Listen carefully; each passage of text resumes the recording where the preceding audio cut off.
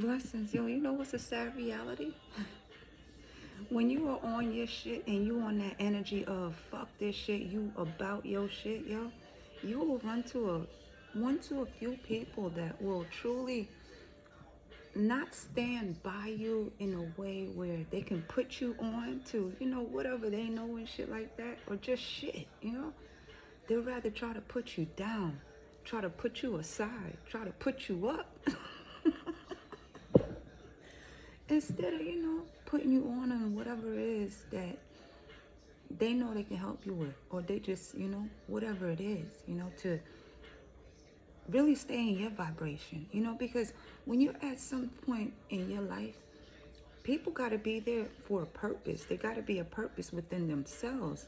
Therefore, it makes sense for them being in your life. Therefore, there's no glitches and no blips, You're not tripping over bullshit that you didn't bring into your own life, because you're inviting people to sit at your table. But at the same time, you don't want to be wary as to who is poisoning the food at your table, because you don't know who the fuck you're inviting, you know? It's quality over quantity, because those that you invite to your table, they're going to bring their own plate, or it's one of those catered events or whatever, right? Whatever way that you feed, right? It could just be knowledge, right? But it could be the knowledge that, you share, and somebody takes that and twist it all around and make you look like the bad guy. Better yet, you're all sitting happy at the table, and that one motherfucker just sit there and take something that they know they don't like, they know they're not gonna like, because they already asked what's the ingredients.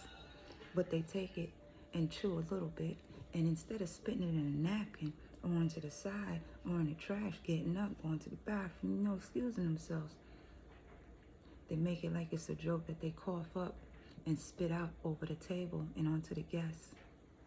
But it's a joke. They didn't know. It was uncontrollable. But at the same time, that's the same one that's been poisoning your table and the people around you. You just didn't notice because of that trust, those positions, those titles that we truly give people, that in our hearts, they love us too. Because in our minds, they have a place, but at the same time, we never looked at the chair that they brought. They've been out of place, They've been trying to switch out the cushions on your chairs to make it uncomfortable for anybody that don't want to sit. But at the same time, telling you that your table is lit. You gotta be careful of those that truly don't not only want to work for their own table, but are afraid to go out into the actual jungle to gather the pieces of wood to build their table. But talk up everybody that is willing to help build the table, but use that manipulative tactic for people to make them their table instead of them. But boast as if they did all the hard work for that table.